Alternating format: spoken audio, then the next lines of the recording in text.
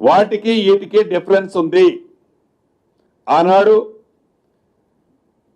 ఎవరైతే వారి జీవనోపాధి కోసం నివసించే ప్రాంతం నుండి 30 నుంచి 40, 50 కిలోమీటర్ల దూరంలో 2 BHK కట్టిన కారణంగా అక్కడికి వాళ్ళు పోయి నివసించలేక, అక్కడ నివసిస్తే మళ్ళీ వారి జీవనోపాధి ప్రాంతానికి ప్రతిరోజు అప్ అండ్ డౌన్ చేయలేక ఆ ఇల్లు ఇచ్చిన నిరుపయోగంగా వదిలేసిన సందర్భాలు కోకొల్లగా ఉండి అవన్నీ ప్రభుత్వం దృష్టికి ఈనాడు వచ్చినాయి. కాబట్టి నివసించే ప్రాంతంలోనే వారి జీవనోపాధి కోసం నివసించే ప్రాంతంలోనే ఇల్లు ఇచ్చే కార్యక్రమం కోసం ఈ కాన్సెప్ట్ని ప్రభుత్వం ఈనాడు క్యాబినెట్లో అప్రూవ్ చేసిందని కూడా మీ ద్వారా ఈ కోర్ ప్రాంతంలో నివసించే నిరుపేదలు మధ్యతరగతి కుటుంబాలకి శుభవార్త తెలియజేస్తున్నాను.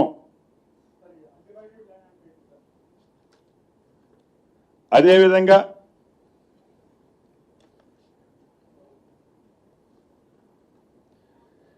గోదావరి పుష్కరాలు వచ్చే సంవత్సరం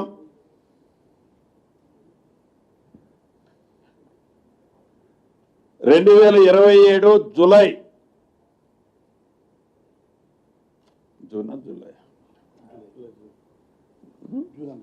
26వ తారీఖు నుంచి 2027 జూన్ 26వ తారీఖు నుంచి గోదావరి పుష్కరాలు స్టార్ట్ అవుతున్నాయి. దానికి సంబంధించిన అంశంలో ఈరోజు క్యాబినెట్లో ఈ పుష్కరాల కోసం 1000 కోట్లకి నిధులు వివిధ వర్కుల కోసం శాంక్షన్ చేయడం జరిగిందనేది కూడా సంతోషంగా తెలియజేస్తున్నాను. అదే రకంగా రాష్ట్రంలోని అన్ని జూనియర్ కళాశాలలో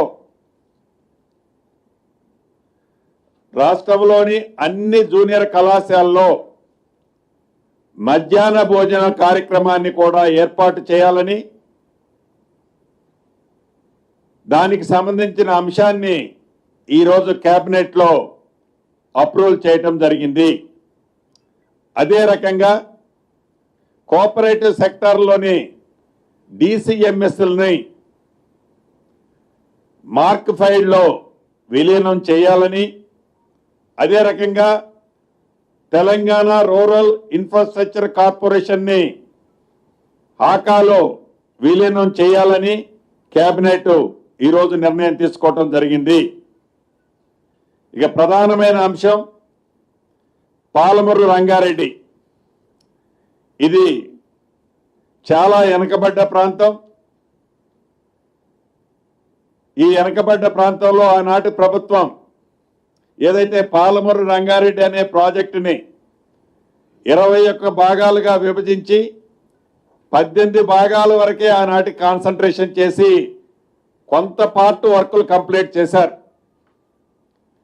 ఆ బ్యాలెన్స్ వర్కులు కంప్లీట్ చేయడంతో పాటు మిగిలిన లాస్ట్లో ఉన్న లక్ష్మీదేవిపల్లి రిజర్వాయర్ వరకు ల్యాండ్ ఎక్విజిషన్ కూడా చేయాలి అని ఫస్ట్ ఫేజ్లో యుద్ధ ప్రాతిపదిక మీద ఈరోజు కేబినెట్ నిర్ణయం చేయడం జరిగింది.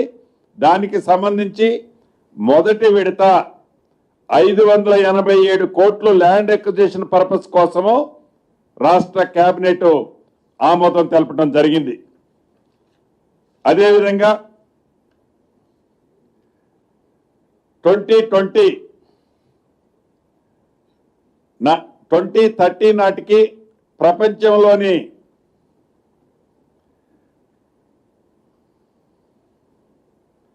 ప్రపంచంలో టాప్ 5 లైఫ్ సైన్సెస్ హబ్బులుగా ఒకటిగా తెలంగాణ ఉండాలని ఈ రాష్ట్ర ప్రభుత్వం సంకల్పించి దానికి సంబంధించి 2026 to 30 సంబంధించిన పాలసీని గౌరవ ముఖ్యమంత్రి గారి చేతుల మీదుగా గతంలో దావోస్ వెళ్ళినప్పుడు ఈ పాలసీని దావోస్లో లాంఛనంగా దాన్ని ప్రారంభించడం జరిగింది. దానికి సంబంధించింది కూడా ఈరోజు కేబినెట్లో ఆ పాలసీకి సంబంధించిన దాన్ని ఆమోదించుకోవడం జరిగింది.